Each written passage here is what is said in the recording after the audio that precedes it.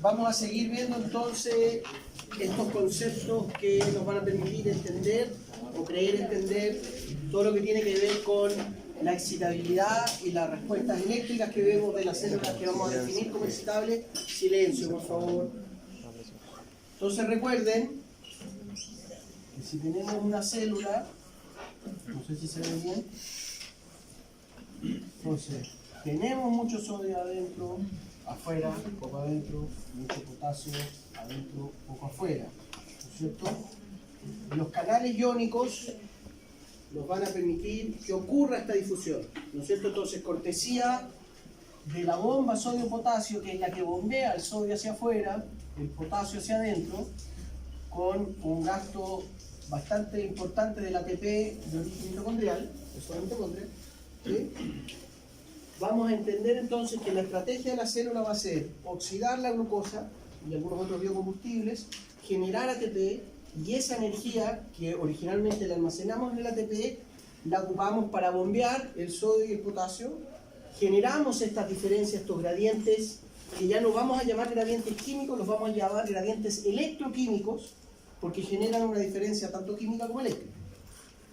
Entonces, lo que no tiene que quedarles duda, recuerden, es que el gradiente electroquímico son los potenciales. Y dadas las concentraciones de los iones sodio, potasio, ¿no es cierto?, estas concentraciones distintas a ambos lados de la membrana, sabemos además que existe una ecuación, lo voy a poner el ejemplo para el sodio, ¿no es cierto?, que en una condición muy particular, que es la condición de equilibrio, ¿no es cierto?, podemos establecer sodio interno, ¿no es cierto?, que en condiciones de equilibrio, es decir, cuando la gradiente eléctrica y la química tienen la misma magnitud, pero de signo invertido, es cuando no vemos un flujo neto. ¿Sí? Es lo que mencionamos al salir de la clase final, y podemos determinar que para el sodio, en condiciones fisiológicas, ese valor es más 60 milivoltios. ¿Sí? Para el potasio, ya lo dijimos, menos 85, menos 90 milivoltios. Evidentemente, ¿de qué va a depender en distintos tipos celulares? De las concentraciones de los iones, porque hay cierta variabilidad dependiendo que, por ejemplo, la célula beta pancreática, que ya la hemos analizado, que tiene estos canales de potasio sensible ATP, tiene una diferencia de potencial, su potencial de membrana en reposo es más o menos 40 milivoltios. Y es dentro del grupo de células excitables las que tienen los potenciales de membrana más bajitos. Por otro lado tenemos los cardiomiocitos ventriculares, particularmente en el ventrículo izquierdo.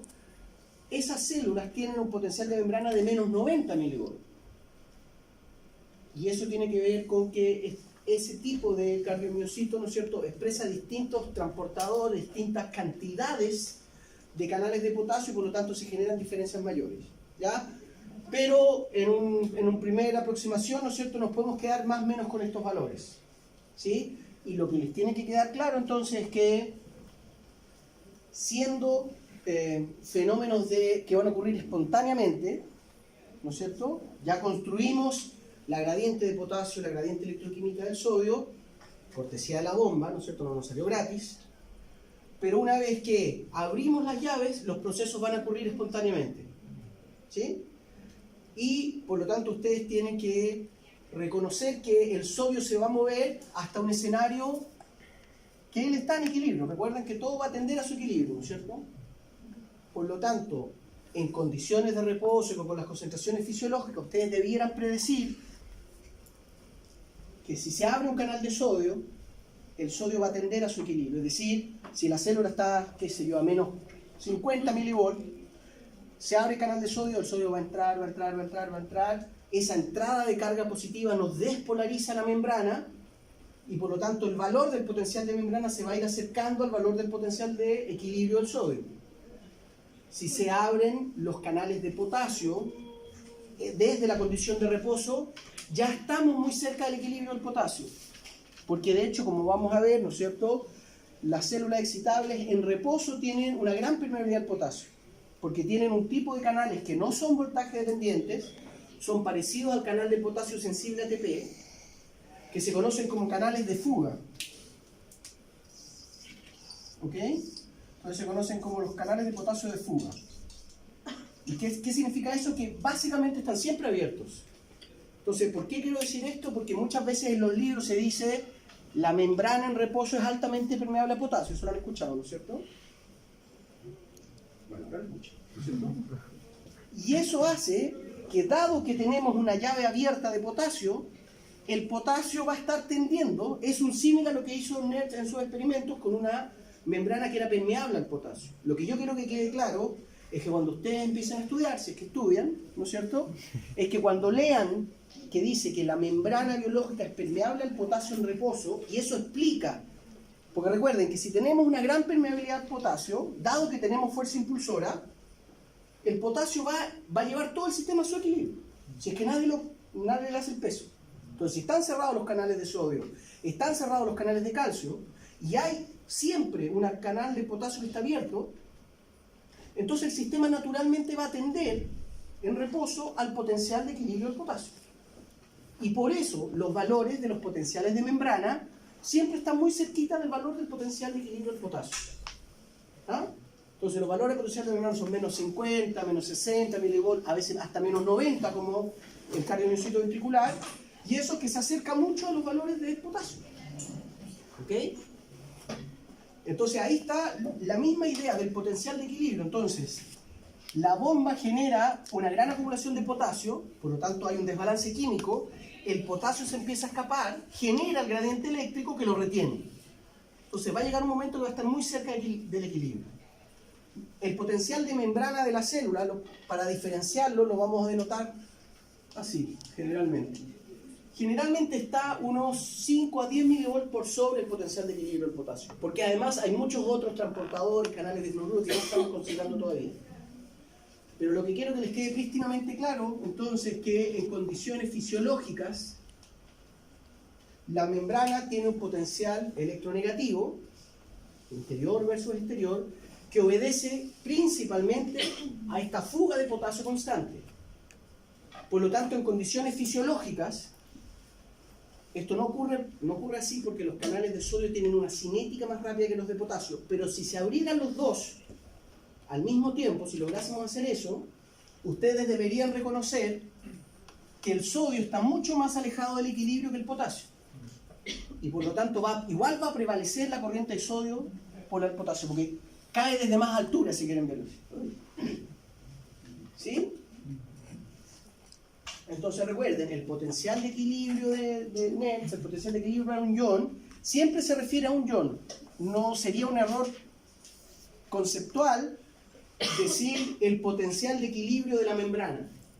Los potenciales de equilibrio son para cada ion, porque cada ion tiene un índice de concentraciones exterior-interior distinto, cortesía de las bombas, los transportadores, etcétera, etcétera.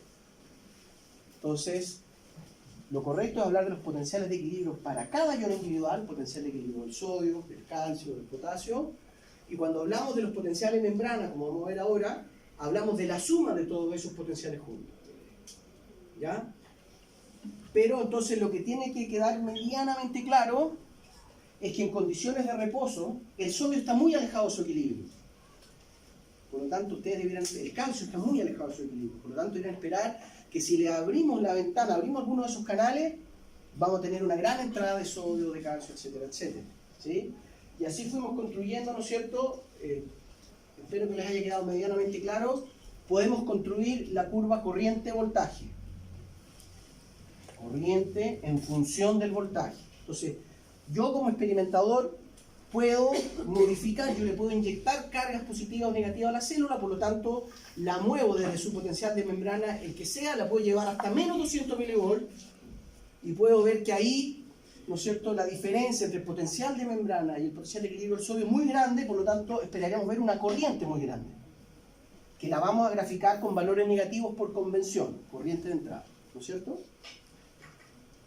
Y así entonces podríamos determinar el momento exacto, el valor del potencial de membrana al cual no hay un flujo de iones. Es decir, si yo mi célula que tiene un potencial de membrana en reposo de menos 70 milivolts y yo la llevo a más 58 milivolts, voy a abrir todos los canales, pero va a estar tan positivo adentro que no va a haber corriente. ¿Ok? Entonces hay que tener esa consideración que en la ley de Ohm hay que considerar que la resistencia también es una variable. ¿Ya? Entonces en esta una condición, lo que se conoce como una relación óhmica, pero acuérdense la que vimos un rato que era realmente era así. Variaba, había cambios en la resistencia. ¿No es cierto? Entre que se empezaban a abrir, se abrían todo, no se ve mucho este lado. ¿No es cierto? Y aquí empezaba a variar la amplitud de la corriente porque estamos variando la fuerza impulsora. ¿Sí? Entonces, en una curva, recuerden, aquí quedamos, en una curva corriente-voltaje, ¿no es cierto? Los parámetros que ustedes debieran ocupar para analizar una corriente es, recuerden, el potencial de inversión, que lo van a ubicar precisamente por el valor del potencial al cual la corriente es cero, porque ese es el momento de equilibrio. Y el otro es la pendiente, que es un aspecto más cuantitativo, que es cuánta carga está pasando, cuántos iones están pasando. Porque si tenemos una célula que en vez de tener, qué sé yo, 5 canales de sodio, tiene 50, vamos a tener mucha más corriente que va a cortar por el mismo punto, pero la pendiente va a ser mucho mayor. Y eso muchas veces nos va a interesar más aún, porque lo que nos interesa es que la intensidad de la corriente sea suficiente para, por ejemplo, alcanzar el umbral de disparo en potencial de acción. ¿Ya? Entonces, el potencial de inversión y la pendiente, que es la conductancia. ¿Ok? Ahí quedamos allí. O sea,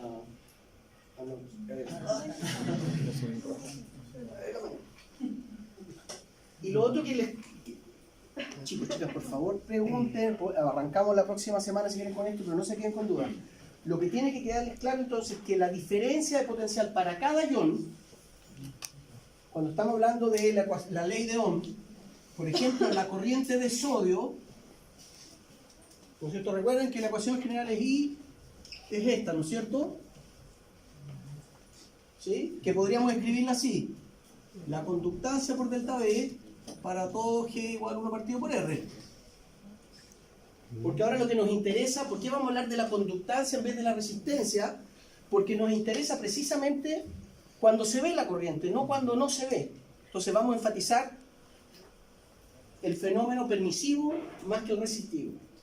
¿Ya? Entonces, para una corriente de sodio, la corriente total va a ser la conductancia del sodio, ¿okay? Que va a estar determinada por el número de canales abiertos y por una diferencia de potencial.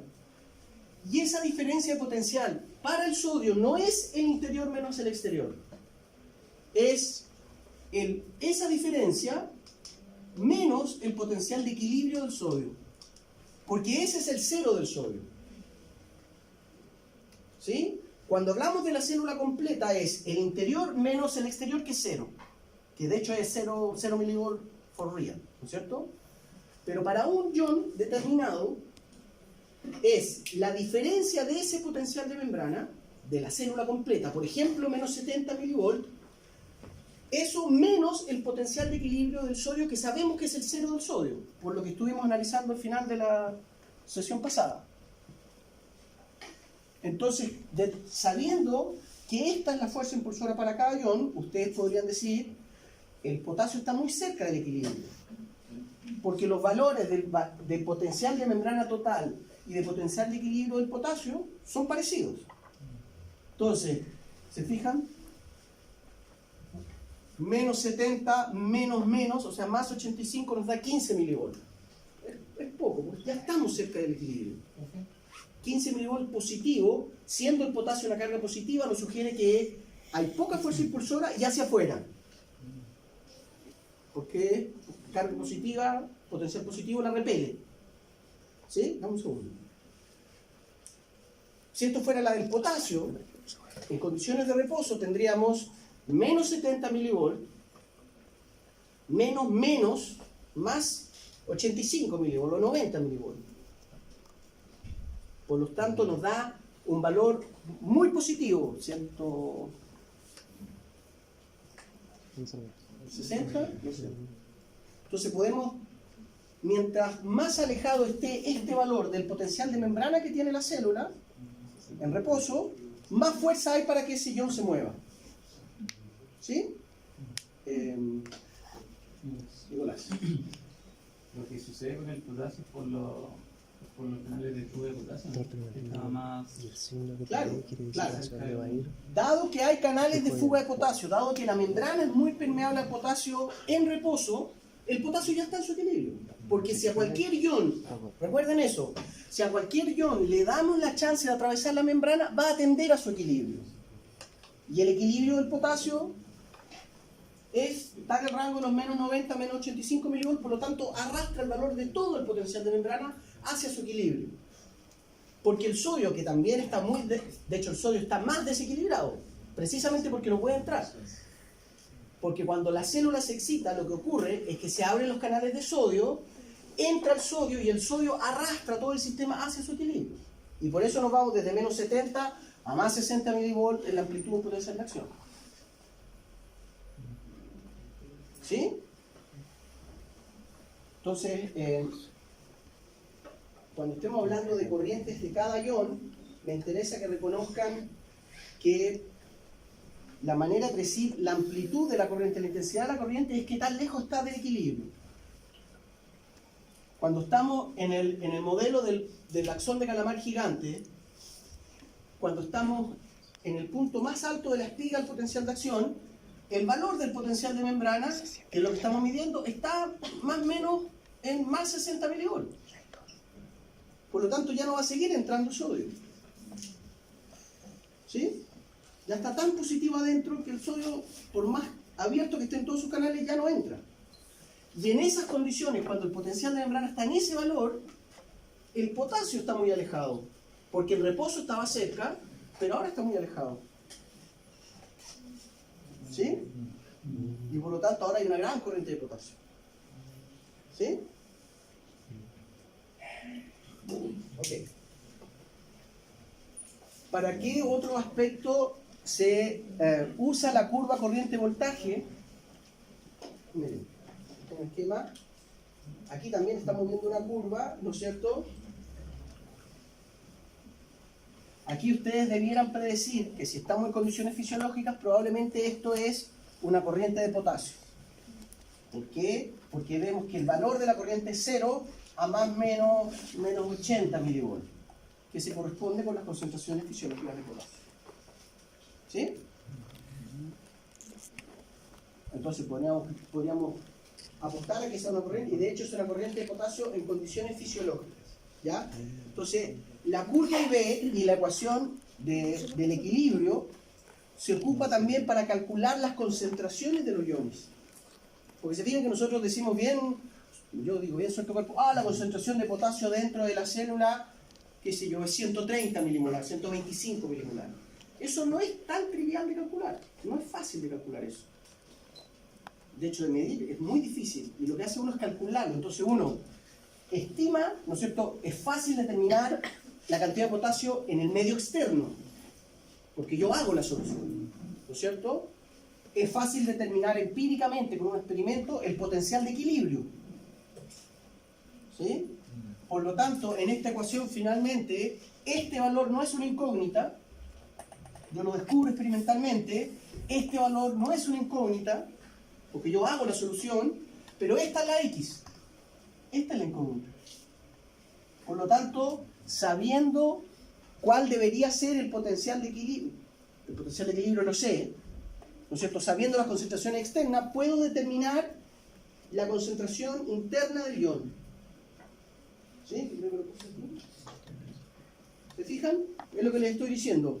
La X no es mi potencial de equilibrio. Yo lo mido.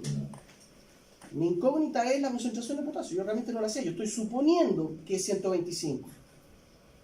Entonces, mido ese potencial de equilibrio y hago la ecuación y despejo y determino que la concentración, para que esto sea cierto, la concentración interna de potasio tiene que ser 125 milimolar. ¿Sí? Pero es un cálculo. Entonces, para poder refrendarlo experimentalmente, lo que yo puedo hacer ahora, ¿no es cierto?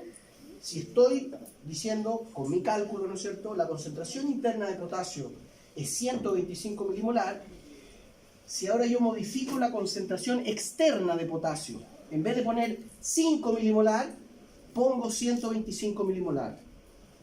La igualo a la interna. ¿Qué es lo que debiera pasar? ¿Qué es lo que debiera pasar?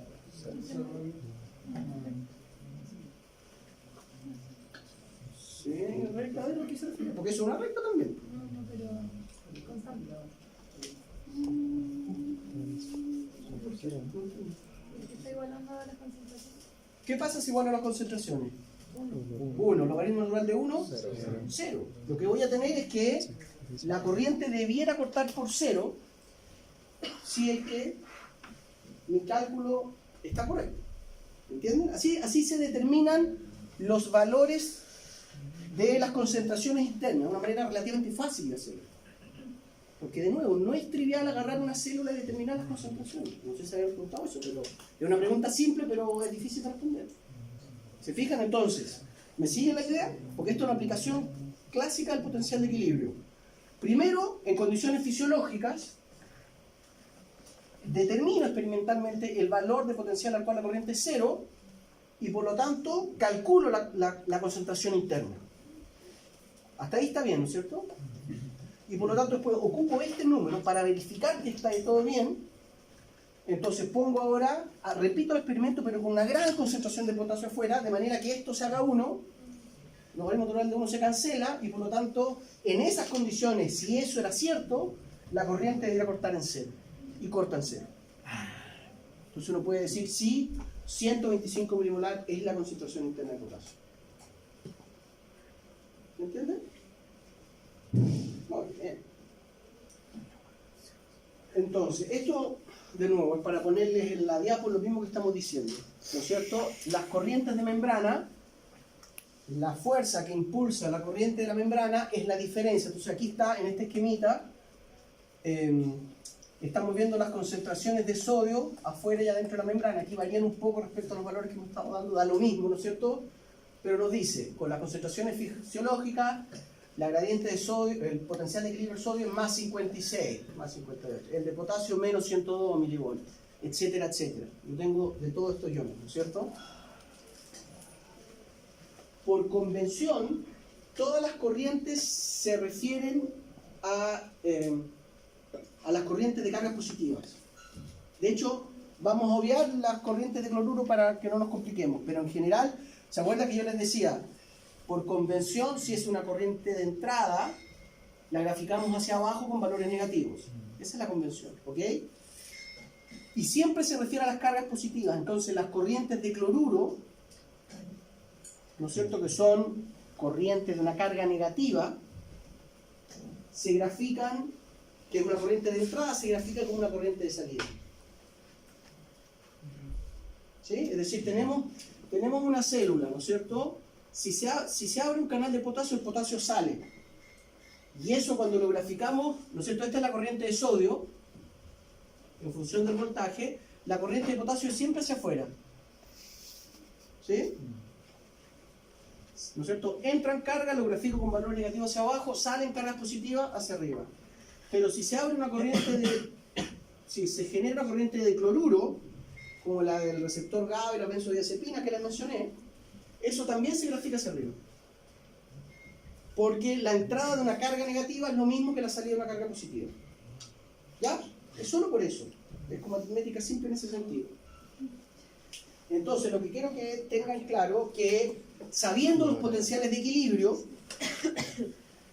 y sabiendo la convención que nos estamos refiriendo a los cationes, y de hecho vamos solo a hablar del sodio y potasio en la primera instancia, si el valor del potencial de membrana es más negativo que el potencial de equilibrio, a esto se refiere con cation, es decir, una carga positiva, si el valor del potencial de membrana, menos 70, es más negativo que el potencial de equilibrio, por ejemplo, del sodio, que es más 60, entonces ustedes pueden decir que la diferencia, obviamente, va a ser negativa.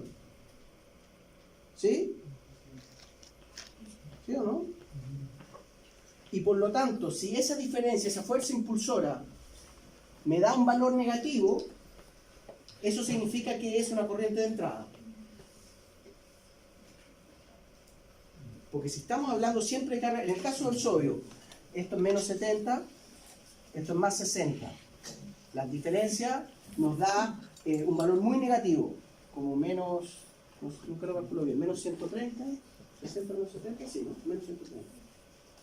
Por lo tanto, la magnitud, el valor absoluto, nos dice cuánta fuerza es para impulsar el sodio. Y que sea negativo nos dice que entra, porque siendo una carga positiva va a sentir la atracción. ¿Sí?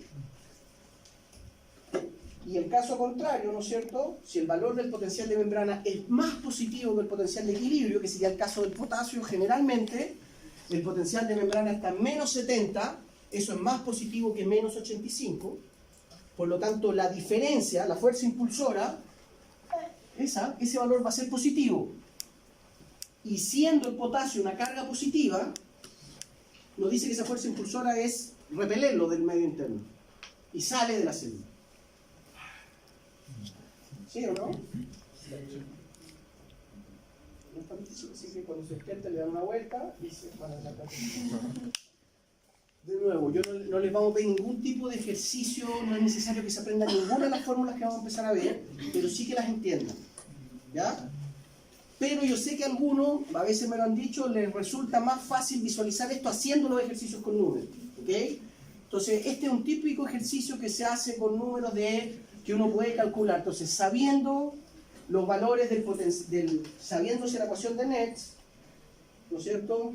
Conociendo las concentraciones, de nuevo, si se fijan aquí, son levemente distintas a las que hemos usado porque hay cierta variabilidad dependiendo que estamos hablando de una motoneurona espinal, o un cardiomiocito, o una célula beta. Hay diferencias en las concentraciones, pero son más o menos similares, ¿no es cierto? Se mantiene una gran diferencia de gradiente. Podríamos, sabiendo solo las concentraciones, determinar los potenciales de equilibrio. Sabemos cuál es el valor del potencial de membrana de toda la célula, por lo tanto debiéramos también poder determinar la fuerza impulsora. Esto es el delta G, la energía libre de Gibbs, para cada uno de los iones. El potencial de membrana menos el potencial de equilibrio que podemos determinar con las concentraciones, y por lo tanto podríamos determinar hacia dónde se mueve el ion. Aquí estoy poniéndole número a lo que dije, ¿no es cierto?, en los últimos 3 minutos. Básicamente lo que nos dice que la fuerza impulsora para el sodio sea menos 120 y algo, que hay mucha energía, porque esto es un valor grande, mucha energía para que el sodio entre, por el valor negativo, siendo el sodio positivo. Para el potasio, ya está cerca del equilibrio, eso lo sabemos, la membrana tiene corrientes de fuga, sabemos que no hay una gran diferencia entre este valor y en este caso es más o menos significativa, pero nos da un valor que no es de tal magnitud, pero hay algo de fuerza impulsora, pero que repele el potasio, porque el potasio siendo positivo, si nos da una diferencia positiva, va a ser una salida de potasio. Y con el calcio es una diferencia aún mucho mayor porque las diferencias de concentración son mucho mayores.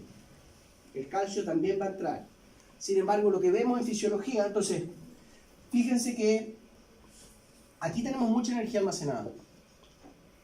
Por lo tanto, no es raro que los sistemas de transporte activo secundario que conozcamos son cotransporte, sodio-glucosa, antiporte, sodio, protones, antiporte, sodio, calcio, cotransporte, sodio, aminoácidos, etcétera, etcétera. También podría ser con el calcio, sí, pero recuerden que si el calcio queda elevado en su nivel de concentración por un par de minutos, se puede gatillar apoptosis. Por lo tanto, lo que se cree es que las células que apostaron por ocupar el gradiente del calcio desaparecieron a lo largo de la evolución, porque no era viable disipar el gradiente de calcio porque eso corría el riesgo de entrar en apoptosis. Y el mecanismo que prevaleció es el del sodio. Porque podemos tener una sobrecarga de sodio, y vamos a hablar de la sobrecarga de sodio cuando hablemos sobre todo de fisiología cardíaca, pero es manejable para la célula. La célula se banca un aumento del sodio, porque además la bomba sodio-potasio empieza a expulsar rápido, etc. Pero un aumento de calcio no es viable. Entonces, se almacena alta energía, sí, pero corremos el riesgo de que se muera la célula. Entonces, aquí es donde conservamos mucha energía, y por lo tanto, los transportes activos secundarios de esta es la energía, ¿no es cierto? Milivolt es Joule por cada carga. Entonces vamos a mover mucha carga y tenemos mucha energía para ocupar. ¿Sí? Muy bien. Aquí está, es lo mismo. Trato de mostrarles distintas imágenes a ver si con alguna les resulta más fácil. Potencial de membrana de una célula. ¿Ok? Potencial de equilibrio de la célula. En este ejemplo, el potencial de membrana es menos 80. El potencial de equilibrio del potasio es menos 95 milivolts. Por lo tanto, ya sabemos que esta diferencia es chiquitica. Más 15 milivolts. Entonces el potasio ya está muy cerca del equilibrio, por lo tanto no vamos a mover mucho potasio. Porque ya está tan negativo adentro, menos 80, que al potasio le cuesta salir, por lo tanto las corrientes son pequeñitas. Hay poca fuerza impulsora. Pero para el sodio, para el calcio estamos muy alejados. Por lo tanto, si llegamos a abrir un canal de voltaje, canal activado por voltaje de sodio o de calcio, ustedes debieran, ¿no es cierto?, saber que van a generar una tremenda corriente y eso va a tener asociado una gran cantidad de energía. ¿Sí? Entonces, el potencial de equilibrio de cada ion, ¿no es cierto?, nos va a permitir determinar la magnitud de las corrientes que vamos a tener. Y conociendo el valor del potencial de membranas podemos saber incluso, ¿no es cierto?, no solo la magnitud, sino que la dirección de la corriente. Por lo que acabamos de mencionar. ¿Sí? Muy bien. Miren, estos son ejemplos de corrientes. ¿Se acuerdan que les mencioné yo cuando hablamos de esta respuesta al estímulo hiposmótico? Resulta que la célula se hincha. Pero la célula se hincha, después vemos que empieza a recuperar su tamaño porque hay canales de potasio que se activan con la hinchazón. ¿Cómo se determina que un canal se activa por hinchazón? Porque uno hace un registro. Entonces estamos haciendo el registro de la corriente en condiciones isosmóticas, 290 milimoles, y vamos dando pulsos de voltaje, exactamente como lo mencionamos en la clase pasada, y uno va viendo las corrientes de potasio que se generan. ¿Sí? Y yo la voy graficando. A más 50 milivolts, una corriente de salida de potasio de una magnitud relativamente discreta. Repito el mismo procedimiento de ir modificando el valor del potencial de membrana y leyendo las corrientes, pero ahora en presencia de un suero hiposmótico, en que la célula está hinchada. Y en esas mismas condiciones yo veo que la corriente de potasio es de mucha mayor magnitud. ¿Se fijan entonces ahora cuando yo daba un pulso desde menos 70, ¿no es cierto?, hasta más 120, o más 100, más 120, estas eran condiciones de control de la corriente que yo veía. Pero cuando es un pulso de menos 70 a más 120 en condiciones hiposmóticas, la corriente es mucho mayor. Y por lo tanto puedo decir que esta es una corriente activada por, como se conoce la hinchazón, pero activada por el estímulo hiposmótico. ¿Sí? ¿Qué es lo que no entiende Sigrid? Pero ¿entendiste el gráfico que cuando vimos el de sodio, que yo les decía que una corriente? Aquí es lo mismo, estamos determinando, ¿no es cierto? Tenemos la célula menos 70 y yo le doy un pulso, por ejemplo, hasta menos 120. Por 5 segundos y vuelvo. Esto es el voltaje. Aquí estoy viendo la corriente. Cuando lo hago menos 120, no veo nada. Nada. Cuando llego a menos 50, veo una corriente así, jolera, chiquitita, ¿tá? Porque ahí estamos relativamente cerca del potencial de equilibrio del potasio, por lo demás. Por tanto, logramos abrir el canal de potasio, pero hay poca fuerza para impulsarlo, porque todavía estamos muy negativos. Y lo grafico, corriente chiquitica. Desde menos 70 ya nos vamos a volver, por ejemplo, menos 60, menos 40, y la corriente en cada uno de estos pulsos empieza a ser cada vez mayor. Y eso es lo que grafico aquí, estos valores. ¿Sí? Y después repito exactamente el mismo experimento, pero en un suero hiposmótico. Y ahí veo que la corriente es significativamente mayor. Entonces la que a 120, cuando yo llevaba de menos 70 a más 120, en condiciones fisiológicas era así, en condiciones hipotónicas es mucho mayor. Y esta amplitud es la que grafico aquí. Corriente de salida, valores positivos. ¿Sí? Entonces esta es la corriente, por ejemplo, que nos permite entender el mecanismo de disminución regulada del volumen. ¿Sí? Bien, entonces que se cambia. Bien, esto. Si no solamente me cambia de vuelta. ¿Tanto realmente? no se nieguen al conocimiento. Sí, sí, no es el mismo. Esta es una corriente activada por ATP. El ATP no solo es nuestra moneda energética a nivel intracelular, también es un neurotransmisor. Hay sinapsis que se conocen como purinérgicas, en la cual la presináptica libera ATP, y aquí hay receptores de ATP, que son canales activados por ligandos del ATP, que son corrientes de entrada con cargas positivas que entran a la célula. Entonces ahora yo tengo mi célula, la estoy registrando, y por más o menos estos 500 milisegundos, por un segundo y medio, aplico ATP 0,3 nanomolar. Y lo que veo es una corriente súper chiquitita. Entonces ahora hago la corriente en función de la concentración de ATP. Y lo que veo es una corriente chiquita al principio. Después aplico ATP 3 micromolar y veo una corriente mucho más grande y la grafico aquí. Y hago una curva de la corriente en función de la concentración de ATP. Y aquí también uno habla de eficacia y uno calcula esto que dice S50 es la KM, es la afinidad. Entonces sabemos que un tipo receptor de ATP tiene una KM que está en el rango de los 350 nanomolar, por lo tanto si yo termino la curva y me da más o menos por ahí, 373 más o menos 42, yo puedo decir, este es el receptor de ATP P2X12.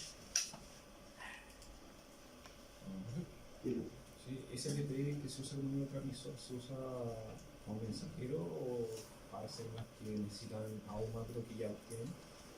No, no sé, ese ATP es una señalización paracrina como cualquier otro neurotransmisor. Ese ATP, hay muchas peptidasas en el medio externo y por lo tanto se va degradando, etcétera, etcétera. No se ocupa como moneda energética.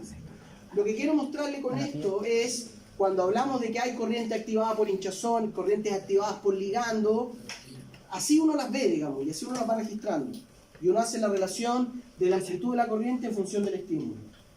¿Sí? Ahí está lo que yo le mencionaba, ¿no es cierto? Esas son la manera correcta. De nuevo, si se fijan, esta es la ecuación general del transporte para un caso específico, el transporte del potasio. Flujo, fuerza impulsora, componente resistivo. Que es lo mismo que les puse yo aquí, ¿no? La corriente va a depender de una conductancia, que es que el canal está abierto o cerrado, y de la fuerza impulsora. La fuerza impulsora para el sodio es tremenda. Menos 70, más 60, menos 130. Una tremenda fuerza impulsora de entrada. Pero si esta conductancia tiende a cero por lo que sea cero. ¿Sí? En condiciones de reposo, la fuerza impulsora del potasio es chiquitica, porque ya está cerca del reposo, del equilibrio. Entonces tenemos una conductancia que es alta, pero con una fuerza impulsora pequeña, por lo tanto hay una pequeña corriente de potasio.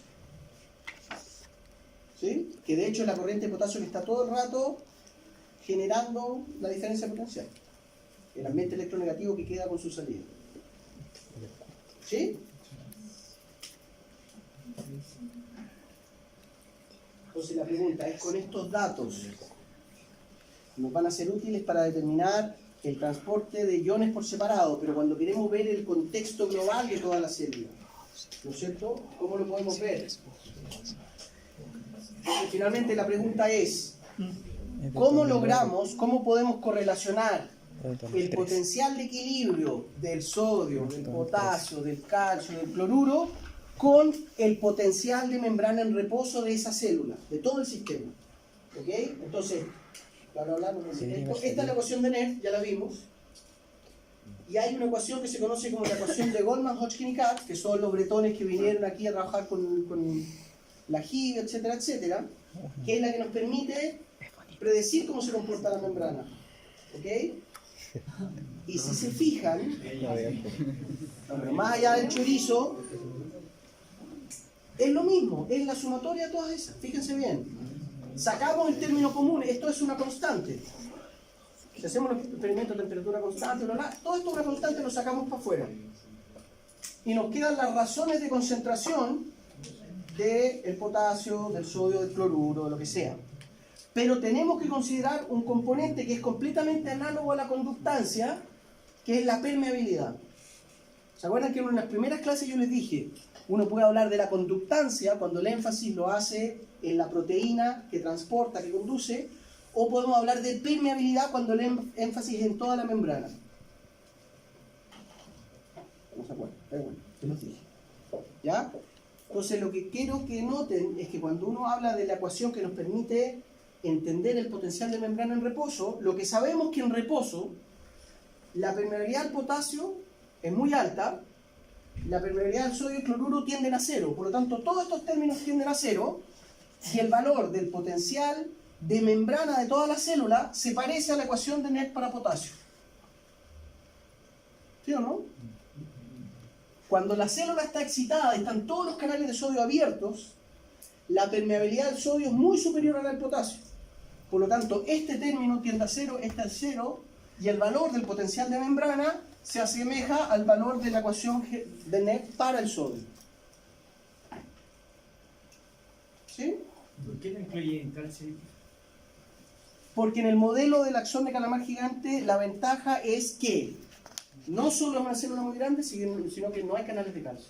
¿Ya? Pero es una pregunta importante porque, de hecho, en nuestro sistema, no sé si esto lo comenté en algún momento, no lo he comentado, virtualmente todas nuestras células excitables tienen más corriente de calcio que de sodio.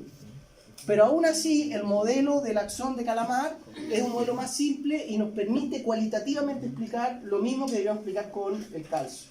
Pero cuando veamos el potencial de acción del cardiomiocito ventricular, que es un potencial de calcio, eso es lo que yo les mencioné hace un rato, que es enorme, ese potencial de los cardiomiocitos es mucho más parecido al resto de todos los potenciales de acción que tenemos en nuestro cuerpo que el de este calamar. ¿Ok? Pero ciertamente debiéramos aquí, si la gente que trabaja en esto, le pone todos los iones. ¿Se fijan? Pero en el modelo calamar gigante, básicamente estos dos son los relevantes. ¿Sí? Gabriel. Pero quiero el pecho. Dígame. Esa es una pregunta. Ya todavía ¿Qué este dentro de la fin de ecuación semana. se incluye el cloro u otros iones? ¿Y cómo podemos saber la permeabilidad de la membrana en qué estado? Para poder- Sí, como yo les decía, en esta primera aproximación, lo que nos interesa, lo que me interesa es que ustedes tengan una aproximación cualitativa, semi-cuantitativa. Entonces basta con que ustedes, finalmente estos valores, para responder directamente, están en los libros. Uno los googlea y los encuentra. Entonces no revisten mayor complicación que buscar la información. Pero cualitativamente lo que me interesa es que ustedes sepan que en condiciones de reposo la permeabilidad al sodio tiende a cero, la de cloruro tiende a cero, de hecho ni consideremos la de cloruro, y por lo tanto el potencial de membrana se acerca al potencial de equilibrio del potasio. Y que cuando se excita la célula, básicamente, ¿qué es lo que estamos hablando? Que estamos activando canales de sodio activados por voltaje, y por lo tanto toda esta permeabilidad es mucho mayor que esto tiende a cero, y por lo tanto el valor del potencial de membrana se acerca al potencial de equilibrio del sodio. ¿Sí? Entonces, finalmente, el valor del potencial de membrana de toda la célula es la sumatoria de todos los potenciales de equilibrio, pero considerando la conductancia, si están abiertos los canales o no. Eso es todo. Digamos. El cloro está al revés porque es un anión. Entonces, recuerden que los logaritmos es por propiedad de logaritmo.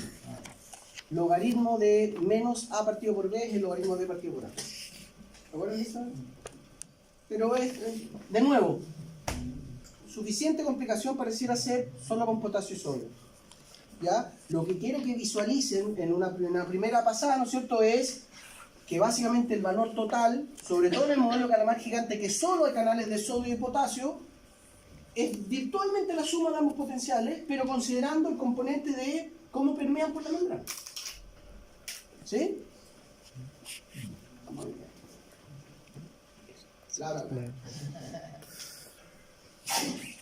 Entonces, de nuevo, analogías. Haga un análisis entre la ecuación de Nernst y la que estoy inventando, ¿cierto?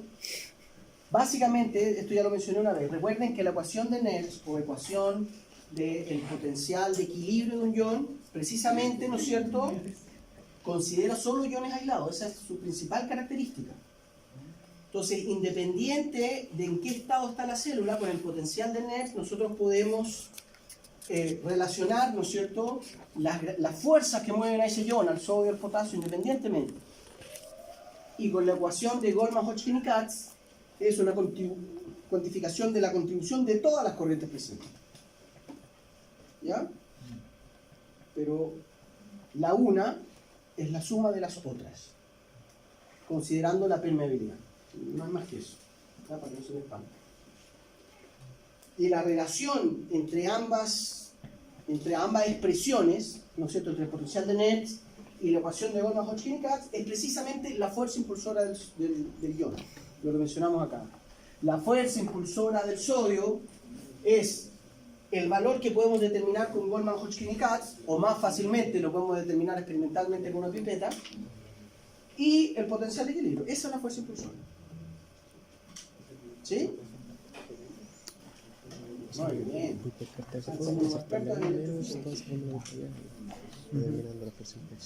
Entonces, aquí está para apuntar un poco esto que la célula en reposo, ¿no es cierto? En reposo nos referimos cuando está con su potencial de membrana en reposo, a pesar que hay una gran gradiente de sodio, no se ve afectada por cambios en la concentración de sodio. Entonces, en este esquema, ¿qué es lo que estamos haciendo? Registrando el potencial de membrana en reposo, y lo que hacemos es modificar la concentración de sodio. Y básicamente, si vamos desde virtualmente 0 hasta 300 milimolar de sodio afuera, el potencial de la membrana de toda la célula no cambia.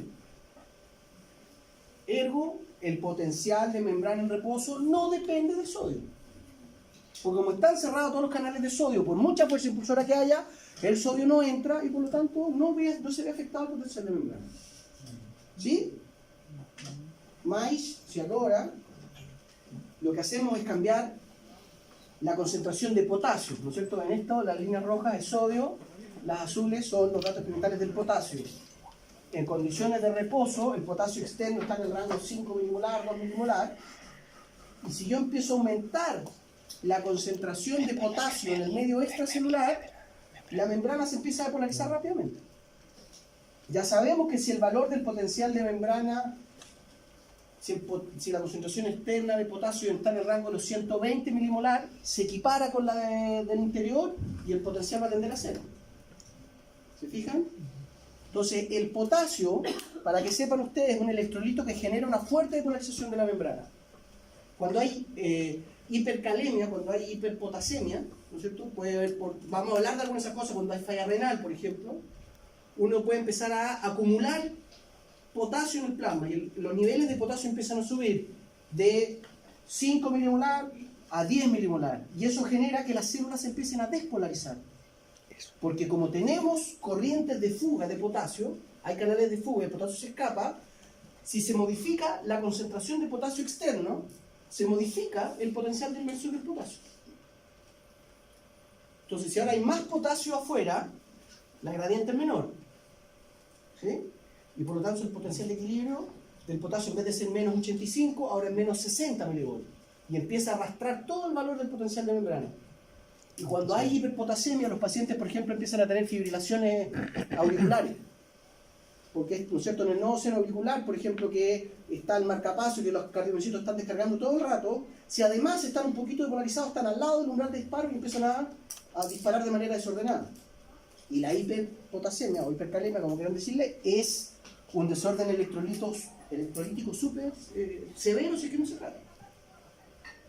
¿Ya? Entonces, quiero graficarles con esta idea es que la membrana, cortesía de estos canales de fuga, que no están cerrados nunca, digámoslo así, ¿ya?, es muy sensible a variaciones en la concentración de potasio. En los países primitivos como Estados Unidos, que tienen sentencias de muerte, cuando al paciente le inyectan el cóctel de anestésicos barbitúricos, le dan una gran cantidad de cloruro de potasio. ¿Y qué es lo que hacen con eso? Es despolarizan las células y las dejan sin energía. Y como es potasio, ni siquiera, de hecho, si usted le inyecta potasio, sea su exnovia, después ni se nota. Lo deja ahí planchado, en sístole. Si aumenta muchísimo la concentración de potasio en el plasma, las células se despolarizan. ¿Les queda claro eso, no? Estamos diciendo que la célula está polarizada, está electronegativa, precisamente porque hay una gran permeabilidad de potasio, que al escaparse genera el ambiente electronegativo. Pero si ahora aumentamos el potasio afuera, la célula no tiene esa fuerza impulsora, se despolariza y se muere. Porque esa diferencia de potencial es la energía de la célula. ¿Sí?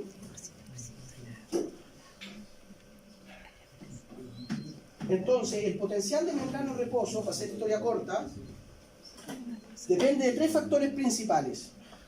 Y quizás en el orden correcto debería ser en la acción de la bomba primero, que genera los gradientes, la que genera esta gran diferencia, en la permeabilidad del potasio, que básicamente nos estamos refiriendo a que haya canales de fuga, y también de la contribución de todos los polianiones que no son permeables. Las proteínas, en general todas las proteínas intracelulares tienen carga negativa. Y además las células tienen muchos sulfatos y fosfatos que son polianiónicos, los fosfatos tienen 4 cargas negativas. Entonces todo eso contribuye a que efectivamente se genere un ambiente electronegativo. ¿Sí? Muy bien. Esto de nuevo, un resumen así como una diapo que resume varias cosas. En condiciones de reposo, esta es la estimación, la membrana es muchísimo, 50 veces más permeable al potasio que al sodio. Por lo tanto, el valor del potencial de membrana va a tender al equilibrio del potasio, no del sodio. Y eso nos permite explicar por qué tenemos esos valores de potencial de membrana en reposo. ¿Ok? Y entonces lo que estamos viendo es que la bomba precisamente nos permite mantener esas concentraciones, imaginemos que esta es la de potasio, esa diferencia de concentraciones que nos confiere un valor muy electronegativo. Por eso en las diapos anteriores, cuando yo les decía, estamos leyendo potencial de membrana y agregamos cianuro, guavarino, digoxina, y la membrana se depolariza. Porque no dejamos que bombee el potasio, por lo tanto no se concentra en el interior y no se genera ese equilibrio tan negativo del potasio. ¿Sí? Muy bien.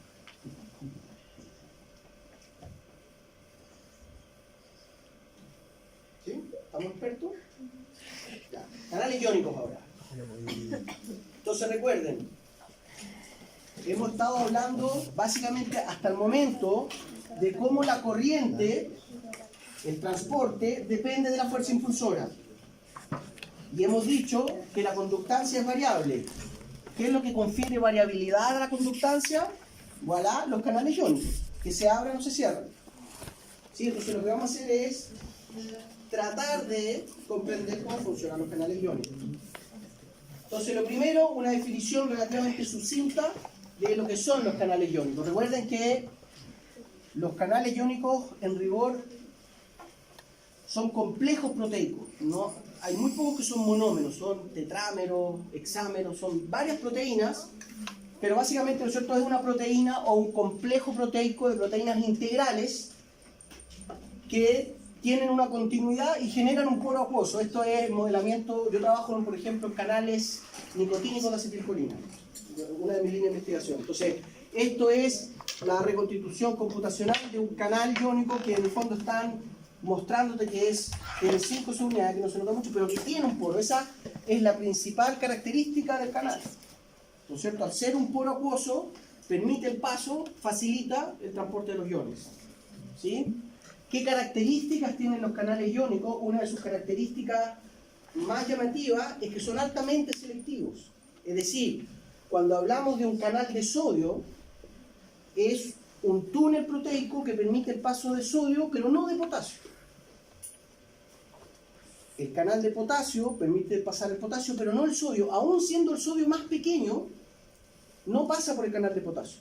Así de selectivos son. Y vamos a ver a qué nos referimos con eso. ¿Ya? Entonces, una característica es que son altamente selectivos. Y de hecho los definimos como canales de sodio, canales de calcio, bla, bla, bla.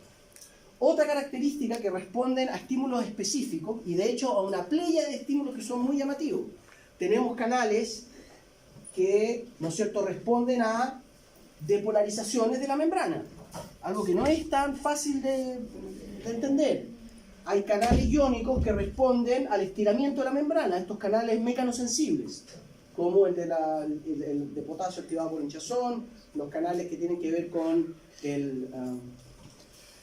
la sensación del tacto, etcétera, etcétera. Tenemos canales fotosensibles.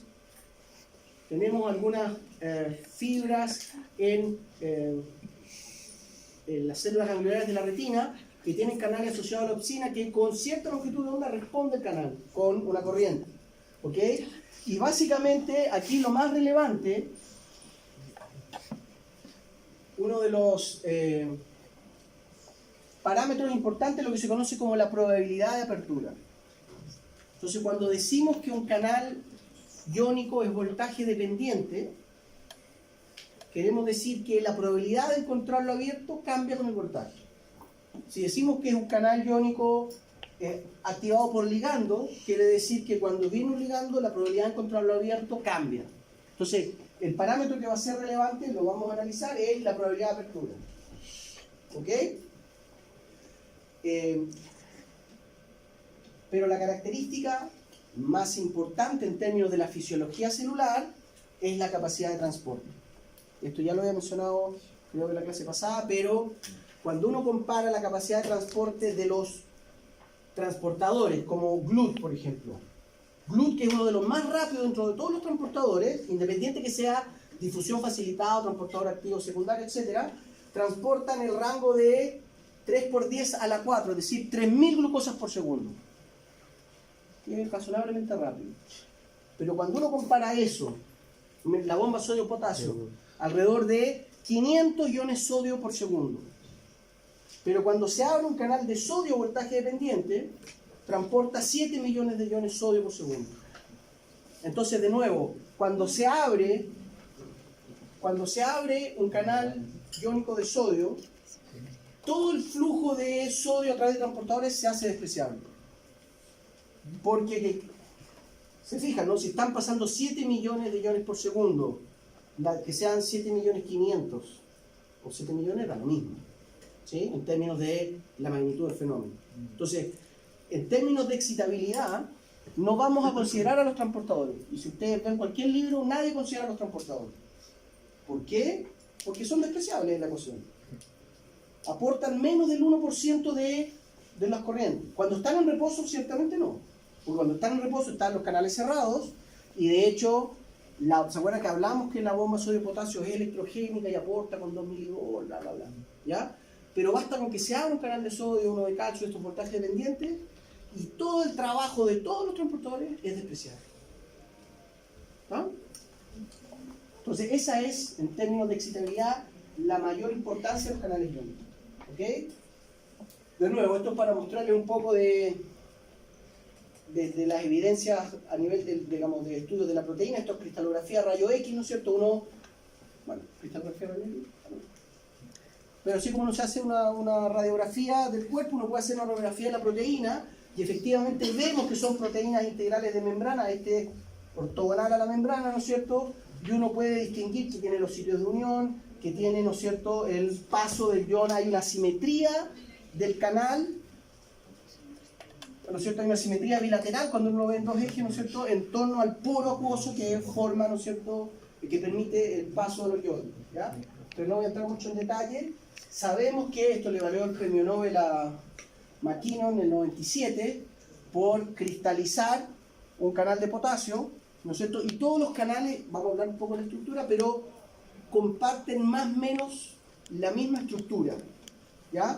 Entonces todos los canales iónicos tienen lo que se conoce como el filtro de selectividad, ¿no es cierto?, que es una zona en que los iones van pasando en fila india, de a uno, y dependiendo de los residuos aminosílicos que estén en ese filtro, va a determinar si esto es un canal de potasio, o de sodio, o de calcio, o de cloruro.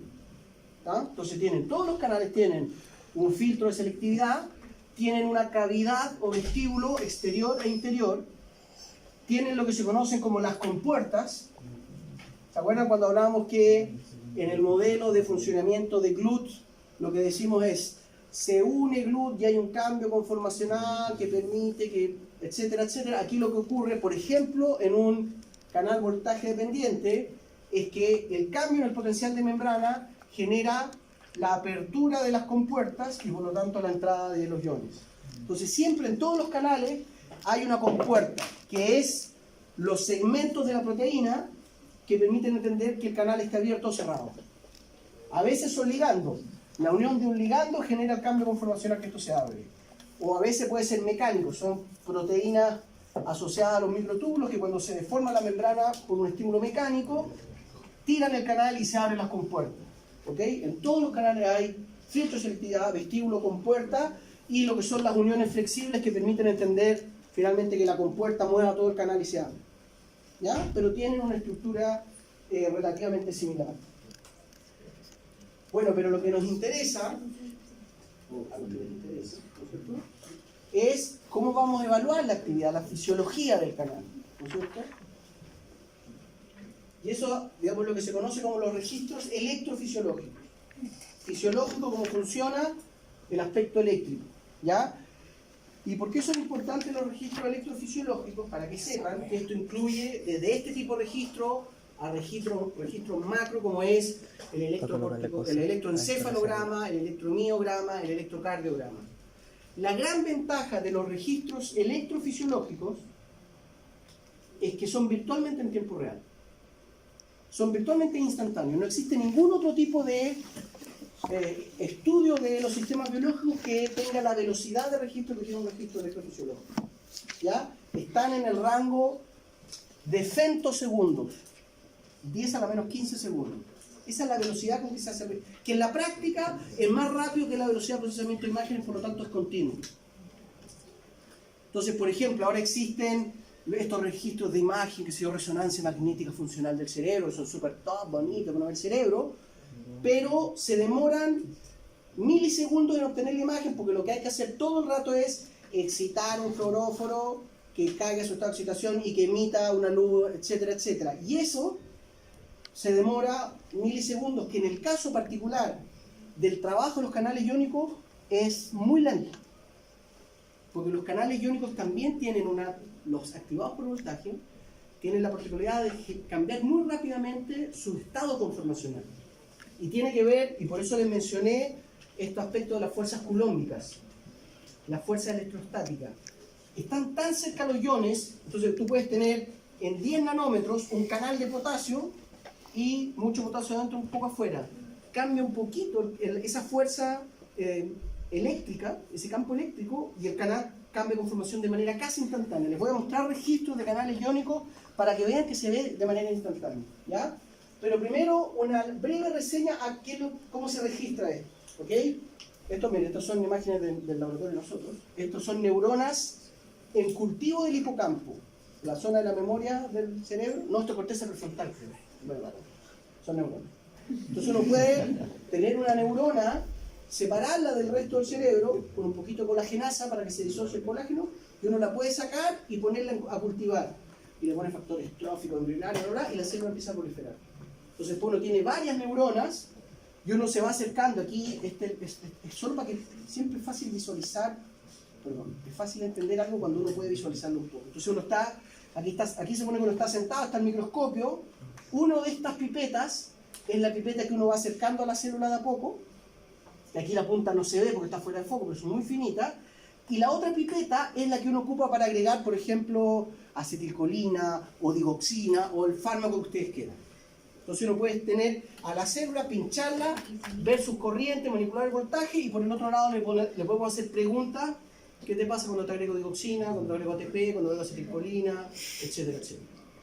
¿Ah? Entonces, ¿qué modalidades de registro existen? Uno se va acercando, esto es un esquema, por supuesto, uno se puede ir acercando con la pipeta y uno va haciendo con la pipeta una presión negativa todo el rato. Uno le aplica una presión negativa, una presión de succión. Entonces, apenas uno se acerca a la célula y la toca, la célula se pega. Como cuando uno hace así, con los productos. ¿Sí? Tal cual. Entonces, la célula queda pegada al vidrio, que además es un vidrio borosilicato, no voy a entrar en detalle, no es cualquier vidrio, es súper específico.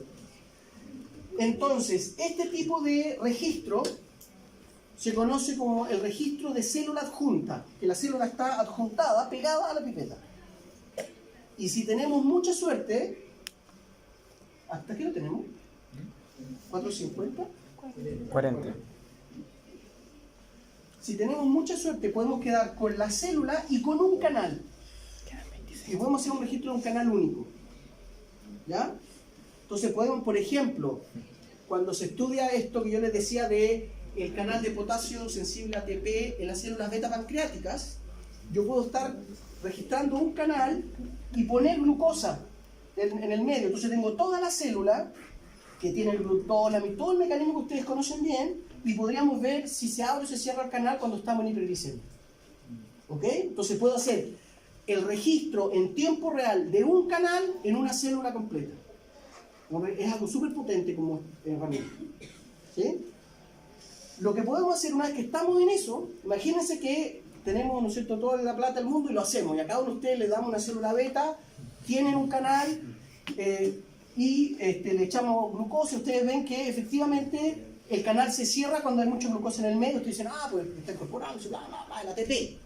Yo digo, demuestre que es el ATP. Y ustedes lo que pueden hacer es estar con la célula adjunta y ahora tiran fuerte la pipeta hacia afuera, entonces simplificando un poco, y se quedan con el canal pegado a la membrana, lo separaron de la célula. Y ahora en el medio que están bañando la célula pueden poner concentraciones conocidas de ATP y ver si el ATP efectivamente le cambia la apertura al canal. Entonces aquí tengo también un canal único aislado. Y lo otro que puedo hacer, que es lo que se conoce como el inside out, es decir, queda el lado citosólico, el lado interno de la membrana, hacia afuera de la pipeta. ¿Sí? Entonces puedo hacer registros de canal único en el contexto de toda la célula o el canal aislado. Y lo que puedo hacer también desde esta zona, desde este tipo de registro, la célula adjunta, en vez de retirar la membrana y quedarme con el canal pegado, le doy un choque eléctrico y reviento ese parche de membrana, ese pedacito. Y por lo tanto se abre la célula y ahora hago un registro de todos los canales que están presentes en la célula. ¿Se entiende? Que es cuando medimos el potencial de acción, que es la suma de los canales de sodio y de potasio, es este tipo de registro. El que se conoce como de célula completa, de whole cell recording. ¿Ya? Entonces, registros de canal único o de célula completa, que también se conocen como registros macroscópicos. Esto unos microscópicos, unos macroscópicos. ¿Se entienden más o menos, no es cierto?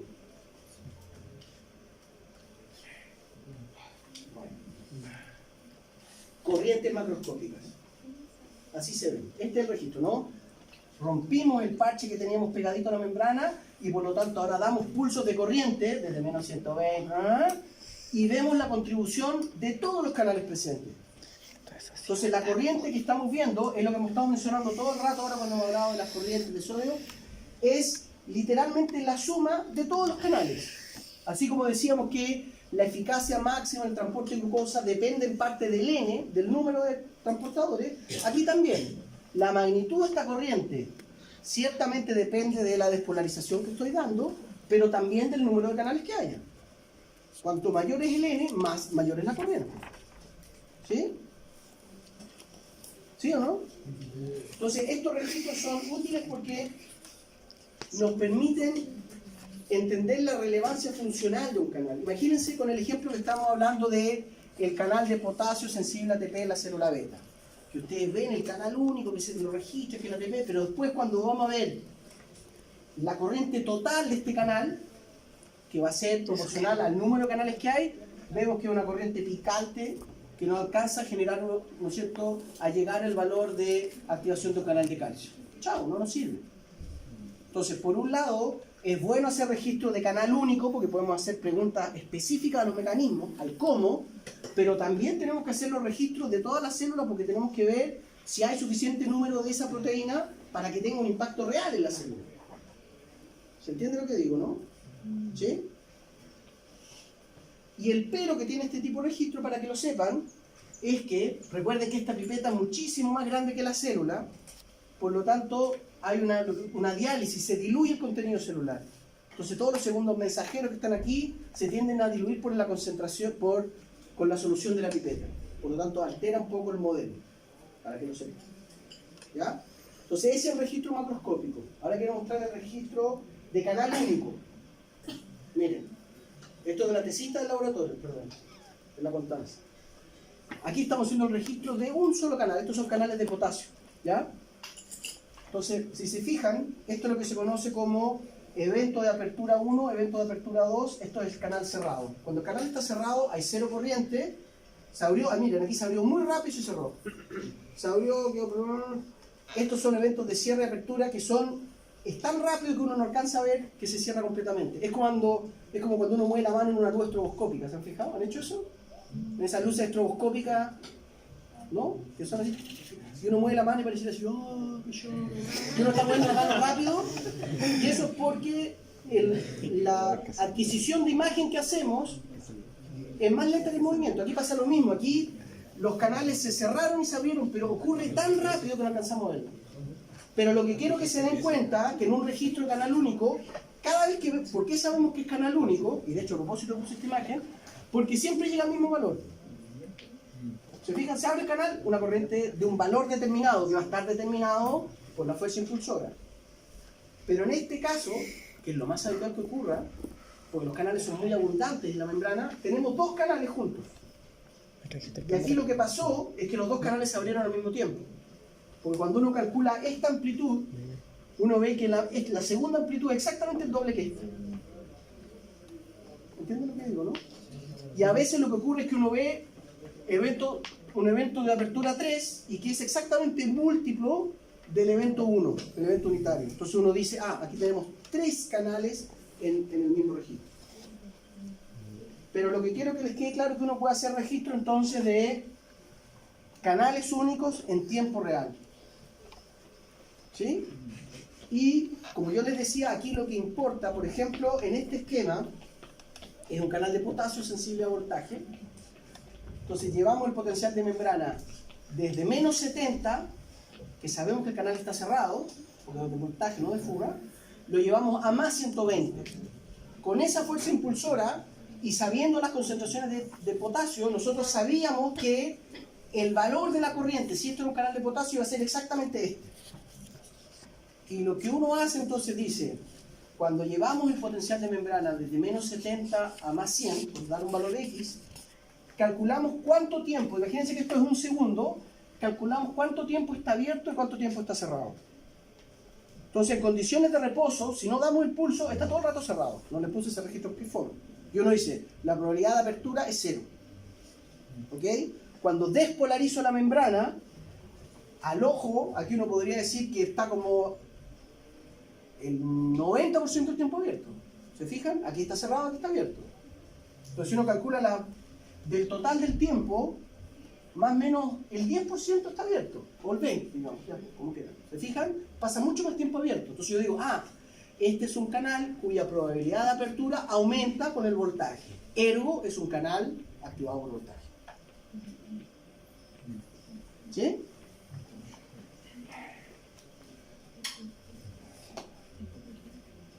¿Y cómo se relaciona la corriente macroscópica con la corriente de canal único? Aquí lo podría... ¿No es cierto? Esta es una corriente macroscópica, esta es una corriente de sodio, muy rápida. Esta es la corriente total. Aquí está la corriente de los canales únicos. Básicamente la corriente macroscópica es la sumatoria de todos los canales que hay presentes. ¿Sí o no? Y cuando uno ve la ecuación general de transporte, tenemos que empezar a agregarle algunas cositas. Entonces, fíjense, el mismo mambo. Transporte, conductancia, fuerza impulsora. Pero ahora tenemos que considerar el N, el número de canales que hay, y la probabilidad de que estén abiertos. Entonces podemos tener una gran cantidad de canales de sodio, pero si P tiende a 0, la corriente total es 0. ¿Sí?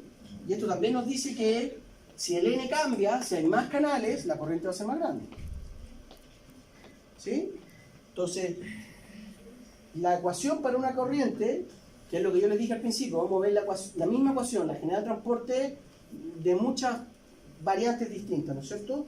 Pero básicamente aquí agregamos a lo clásico la fuerza impulsora, la diferencia potencial de membrana, el potencial de equilibrio de ese ion, la conductancia para ese ion, que va a estar dada por el poro, ¿no es cierto? Pero tenemos que considerar el número de canales y la probabilidad de encontrarlo bien. ¿Sí?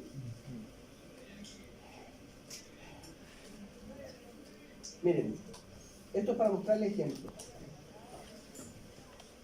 Esto es un registro de un canal, ¿no es cierto? Un canal de potasio, que se abre, se cierra. Si se fijan bien, aquí hay 2 eventos de apertura, aquí se abrieron 3 al mismo tiempo, etcétera, etcétera.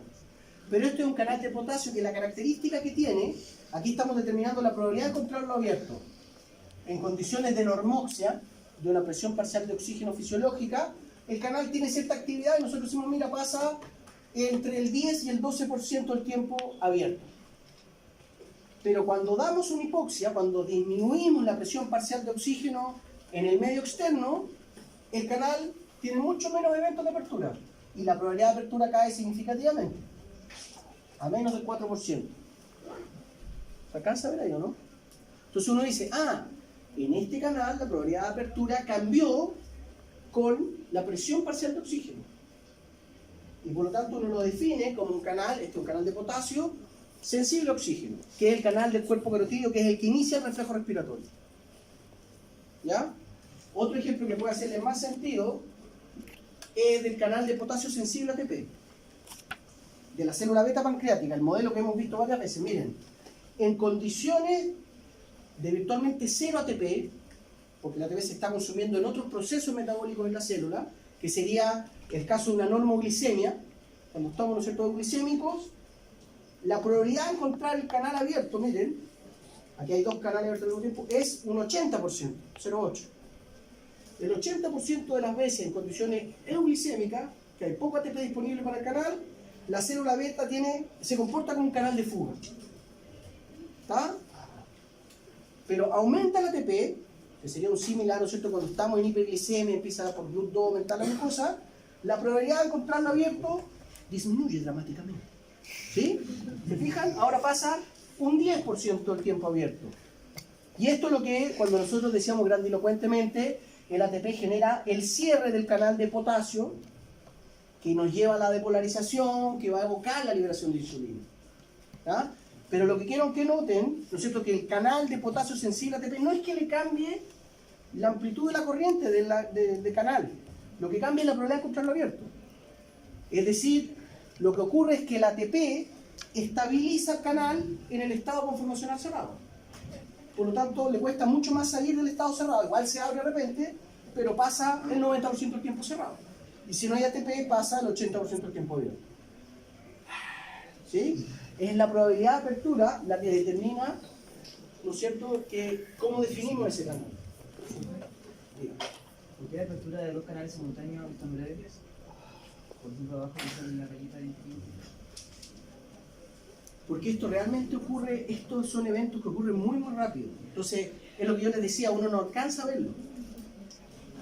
Estos registros, que son registros en femtosegundos, ¿ya?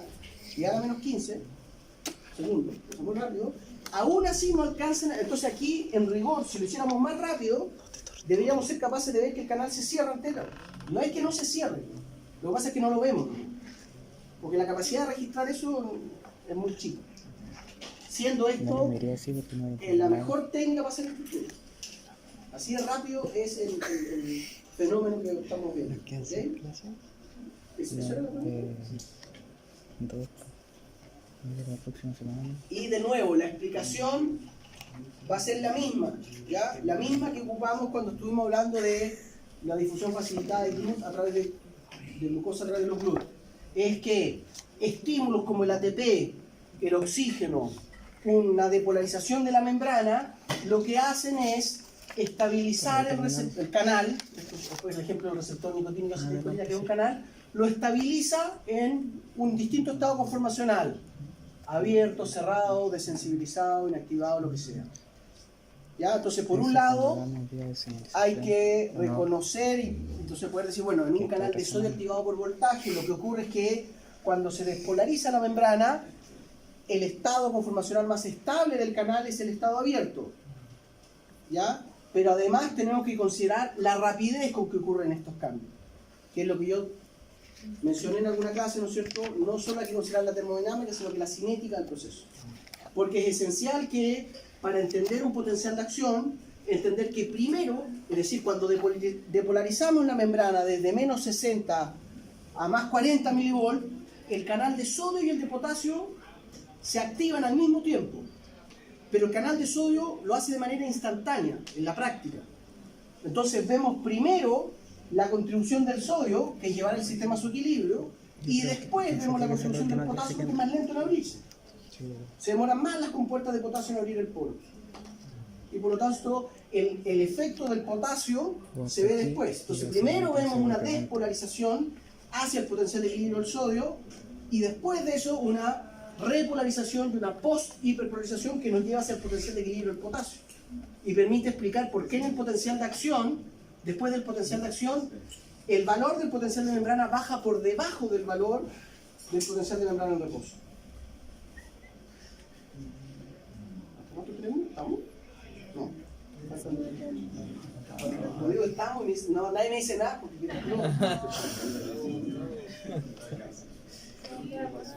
Ya, aquí